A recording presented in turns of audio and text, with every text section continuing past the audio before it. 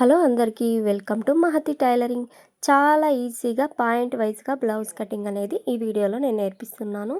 So ఎక్కువ నేను సోది వాగకుండా, సోది లేకుండా డైరెక్ట్ వీడియోలోకి వెళ్ళిపోతున్నాను. కొత్తగా నేర్చుకునే వాళ్ళు ప్లీజ్ నా ఛానల్ని అయితే సబ్స్క్రైబ్ చేసుకొని లైక్, షేర్, కామెంట్ ఇవ్వండి. మన బ్లౌజ్ మనం కుట్టుకుంటే సరిపోతుంది అనే వాళ్ళకి ఈ వీడియో అనమాట. సో చూడండి, కొలత బ్లౌజ్ టేప్ లేకుండా కొలత బ్లౌజ్ తీసుకొని నా దగ్గర ఉన్న బ్లౌజ్ పీస్ని 2 ఫోల్డ్గా మలిచేసి కింద పరిచేసుకున్నాను. అలాగే ఈ కొలత బ్లౌజ్ని 4 ఫోల్డ్గా కిందికి నడుము చుట్టూ ఇలా అయితే పట్టేసుకోండి. కోరా ఉన్నది మన బ్లౌజ్లో కోరా ఉంటుంది చూడండి, అది ఆపోజిట్ వేసుకోవాలి. ఫోల్డింగ్ ఉన్నది మన సైడ్ వేసుకోవాలి. ఇప్పుడు ఈ బ్లౌజ్ పీస్ కిందికి నేను స్ట్రేట్ చేసి కొంచెం ఎక్స్ట్రా సైడ్కి కొంచెం క్లాత్ ఉంది చూడండి, అది మొత్తం స్ట్రేట్గా కట్ చేశానమాట. సో 1 ఇంచ్ గ్యాప్తో ఇలా అయితే ఒక మార్క్ వేసుకోండి స్కేల్ సహాయంతో. ఇప్పుడు మన దగ్గర ఉన్న కొలత బ్లౌజ్ని తీసుకొని చూస్తున్నారు కదా, ఇలా నడుమును ఇలా ఇలా పట్టేసుకొని 4 మడతలుగా వేసుకోవాలి. ఇక్కడ మనకు ఎండింగ్ పాయింట్ ఉంటుంది చూడండి, కిందికి మీరు ఏ రకంగా మలితేసుకున్నా నేనైతే రివర్స్గా ఫోల్డ్ చేసి పెట్టుకున్నాను. ఇలా కరెక్ట్గా పెట్టేసుకొని ఎక్కడ వరకు వచ్చిందో అక్కడ ఒక మార్క్. మనము బ్యాక్ పార్ట్లో ఇక్కడ టక్స్ పెట్టుకుంటాం కదా, ఆ టక్స్ కోసం గ్యాప్ వదిలేయడానికి ఒక 1 ఇంచ్ వదిలేస్తున్నాను. మనకు ఫింగర్స్లలో 1 ఇంచ్, 2 ఇంచ్, ఇలా 3 ఇంచ్ ఉంటుంది కదా, మన చేతి సరిపోతుంది ఈ ఇంచులు లెక్కేసుకోవడానికి. అలాగే సైడ్ జాయింట్ల కోసం ఒక 2 ఇంచెస్ వదిలేసాను, చూస్తున్నారు కదా. ఇప్పుడు బ్లౌజ్ హైటుని చూసుకోవడానికి షోల్డర్ ఇక్కడ కుట్లు ఉన్నాయి చూడండి, దాన్ని పట్టుకొని మిడిల్లో పట్టేసుకొని కిందికి స్ట్రేట్గా ఇలా చూసుకోవాలి. కింద 1 ఇంచ్ వదిలేసి ఇక్కడ ఎక్కడ వరకు ఉందో కుట్టు అక్కడ ఒక మార్క్, ఎక్స్ట్రా మనం కుట్ల కోసం ఎక్స్ట్రా క్లాత్ కావాలి కదా, దానికోసం 1/2 ఇంచ్ గ్యాప్తో ఒక మార్క్ వేసుకున్నాను. ఇక్కడ చూడండి, ఇది స్ట్రేట్గా ఇలా అయితే నేను స్ట్రేట్గా మార్కింగ్ వేసేసాను. ఇలా స్ట్రేట్గా మార్కింగ్ వేసిన తర్వాత ఇప్పుడు మన దగ్గర ఉన్న కొలత బ్లౌజ్ని ఇలా వీడియోలో చూస్తున్న విధంగా సైడ్ జాయింట్లు అలాగే హ్యాండ్స్ని ఇలా పట్టేసుకొని ఇలా పెట్టుకోండి. నేను రివర్స్గా చెప్తున్నాను, బ్లౌజ్ని రివర్స్గా చేసి పెట్టుకుంటే కుట్లు మనం వేసిన కుట్టు అనేది ఎక్కడ ఉందనేది క్లియర్గా ఏర్పడుతుందన్నమాట. సో కింద 1 ఇంచ్ వదిలేసుకొని ఈ షోల్డర్ని వీడియోలో చూస్తున్నారు కదా, ఇలా నీట్గా బ్యాక్ గల్లా అలాగే షోల్డరు క్రాస్ కాకుండా అటు సైడ్ కాకుండా కరెక్ట్గా ఇలా అయితే పరిచి పెట్టుకోవాలన్నమాట. చూడండి, ఇలా పరిచి పెట్టుకున్నాక ఇక్కడ మనకు గల్లా డీప్ ఎంత ఉందో అక్కడ ఒక మార్క్ వేసుకొని ఎక్స్ట్రా కుట్ల కోసం క్లాత్ కావాలి కదా, 1/2 ఇంచ్ ఎక్స్ట్రా మార్క్. షోల్డర్ స్టార్టింగ్లో ఒక మార్క్, ఎండింగ్లో ఒక మార్క్. మనకు హ్యాండ్స్ స్టార్ట్ అయ్యేది షోల్డర్, హ్యాండ్స్ స్టార్ట్ అయ్యే ప్లేస్లో ఒక మార్క్, ఎక్స్ట్రా కుట్ల కోసం ఒక మార్క్. ఇక్కడ సైడ్ జాయింట్లు కింది నుంచి పట్టుకోవాలన్నమాట. కింది నుంచి ఇక్కడ 1 ఇంచ్ వదిలేసుకున్నాం కదా బ్యాక్ టక్స్ కోకం, అక్కడ నుంచి పట్టుకొని పైకి చూడాలి. ఎక్కడ ఎండ్ అవుతుందో అక్కడ ఒక మార్క్, దానికంటే పైకి 1/2 ఇంచ్ గ్యాప్తో ఒక మార్క్ పైకి ఉండాలన్నమాట. కిందికి ఉంటే మనకు చంక డౌన్ కిందికి అయిపోతుంది. సో చూసుకోండి, మిస్టేక్ చేయొద్దు. ఖచ్చితంగా మిస్టేక్ అనేది చేయకూడదు. వీటన్నిటిని కలిపేసుకుంటూ స్ట్రేట్గా ఇలా అయితే వీడియోలో చూస్తున్న విధంగా మీరు మార్కింగ్ అయితే వేసుకోండి. స్ట్రేట్గా లైన్ వేసుకోండి. సో నేను ఎక్కువ మట్టుకు ఈ చాక్ పీసే వాడతానన్నమాట. సో చూడడానికి మనమే కుట్టుకుంటున్నాం కదా, నేర్పించే వాళ్ళకైతే ఈజీగా కనిపిస్తుందని చాక్ పీస్ వాడతాను. మార్కర్ నా దగ్గర ఊరికే ఇలా పోతుందని. సో చూడండి, ఇక్కడ మనకు 1 inch 2 inch 1 inch and half ఇక్కడ పెట్టేసుకొని ఇక్కడ డాట్ పెట్టుకోవాలి. ఇక్కడ చంక డౌన్ ఎంత పొడవు ఉందో దాని మిడిల్లో ఇలా డాట్ పెట్టుకోవాలి. అది ఎంత గ్యాప్లో ఉందో దానికి అటు సైడ్ అంతే డాట్ పెట్టుకొని మంచిగా కర్వ్ తింపుకోవాలన్నమాట. మీకు ఈ కర్వ్ రాకపోతే ఒక ప్లేట్ తీసుకొని రౌండ్ మనం షేప్ ఇచ్చేసినా వచ్చేస్తుంది. మన దగ్గర ఉన్న ప్లేట్స్ ఉంటాయి కదా, ఆ ప్లేట్ తీసుకొని రౌండ్ షేప్ ఇచ్చినా వచ్చేస్తుంది అనమాట. ఈ రౌండ్ నీట్గా వేసుకోవాలి. ఇక్కడ గల్ల రౌండ్ కూడా చిన్నగా 1/2 ఇంచ్ గ్యాప్తో రౌండ్ వేసేసాను.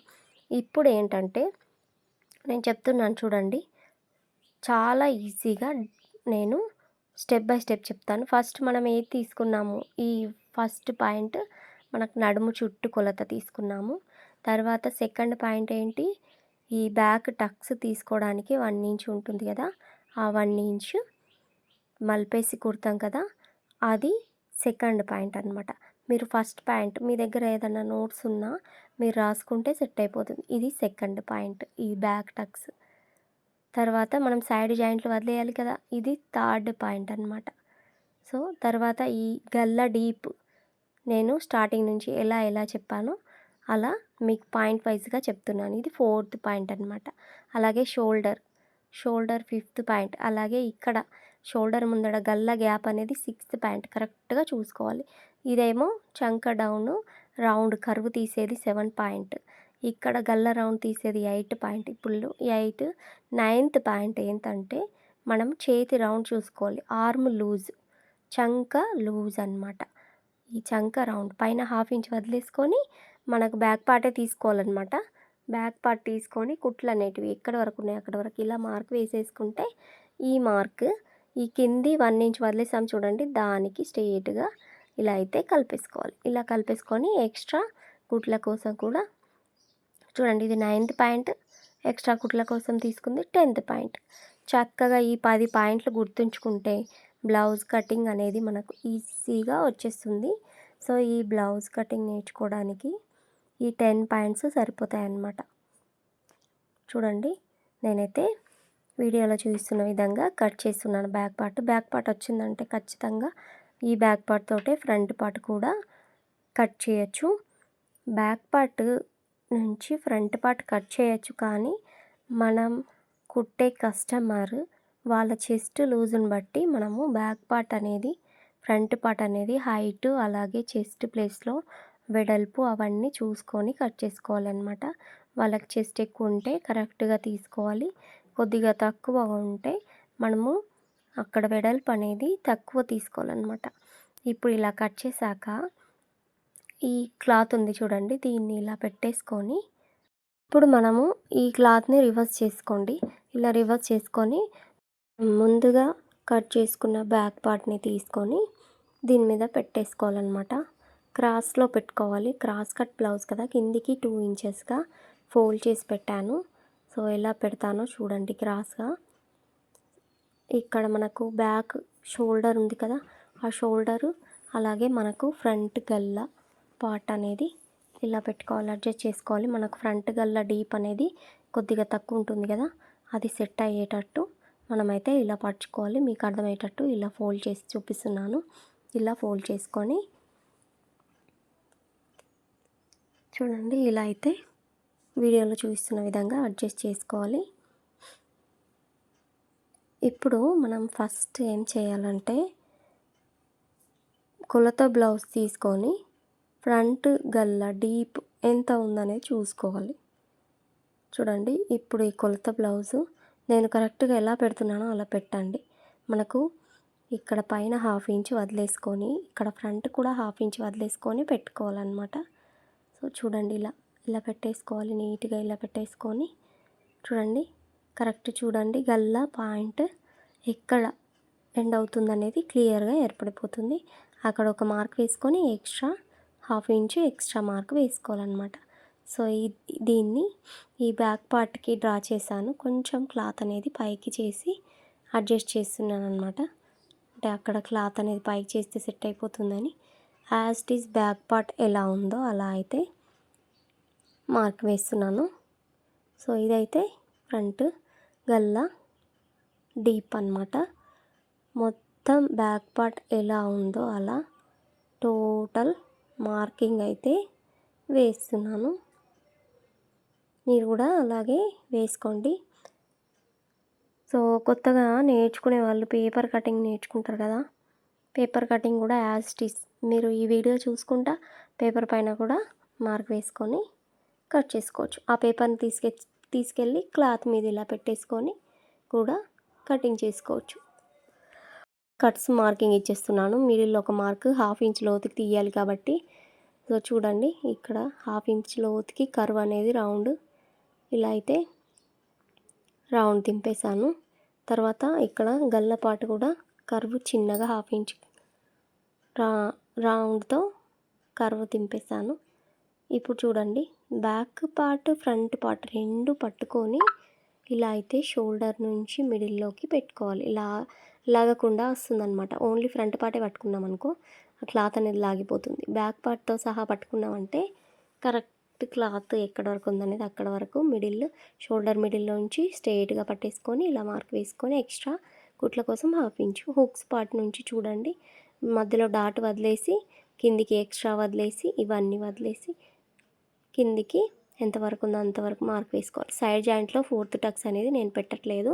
సో 4th టక్స్ మైనస్ చేసేసిన తర్వాత యాజ్ ఇట్ ఈస్ ఎక్కడుందో అక్కడ ఒక మార్క్ ఎక్స్ట్రా ఇది వస్తుందన్నమాట. ఇక్కడ మంచిగా కర్వ్ అయితే రౌండ్ తింపేసుకోవాలి. అన్నిటిని కలిపేసుకుంటూ రౌండ్ తింపేశాక షోల్డర్ మిడిల్ నుంచి స్ట్రెయిట్గా మనకు మిడిల్ టక్స్ అనేది వస్తుందన్నమాట. చాలా ఈజీగా ఫ్రంట్ పార్ట్ అయితే మార్కింగ్ అయిపోయింది. మనకు బ్యాక్ పార్ట్ నుంచి ఫ్రంట్ పార్ట్ మార్కింగ్ అనేది వచ్చేసింది.